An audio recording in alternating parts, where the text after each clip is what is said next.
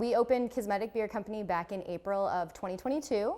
Myself and my husband, we had both previously worked in craft beer before, but with the pandemic in 2020, I really had a chance to evaluate what I wanted to do and what kind of impact I wanted to make, and felt that it was our opportunity to go ahead and try to open our own brewery. It started just with a business plan, again, that I wrote during COVID, which was a weird time to write a business plan. Lots of waiting, because obviously for a number of reasons, everyone was waiting to see what's going to happen in the world. But we got the go-ahead to get started in 2021.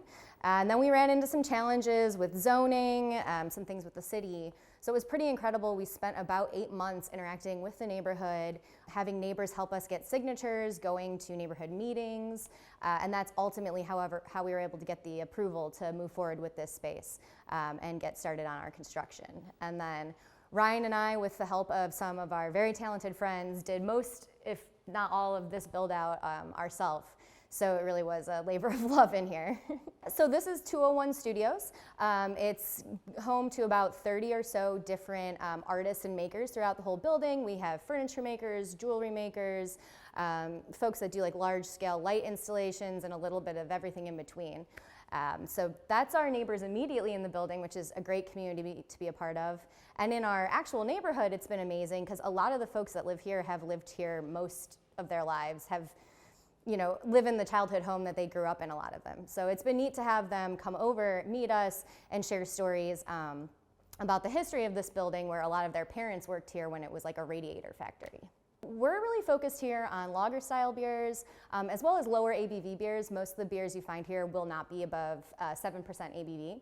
We also have a really wide variety of beverages that are from other producers, but that are like ciders, seltzers, gluten-free beers, wines, CBD waters, like something for everything. A big focus on non-alcoholic options was really important to me when we were getting started. Basically, what we started designing the product for was something that we wanted to drink. I mean, really what we do here every day is make the beer that we want to have, that we didn't necessarily find in the market already. We have some really exciting things coming up. It's actually really timely. We actually just were awarded the Elevate grant. So we had applied for that back over the summer. We just got awarded that at the beginning of the month.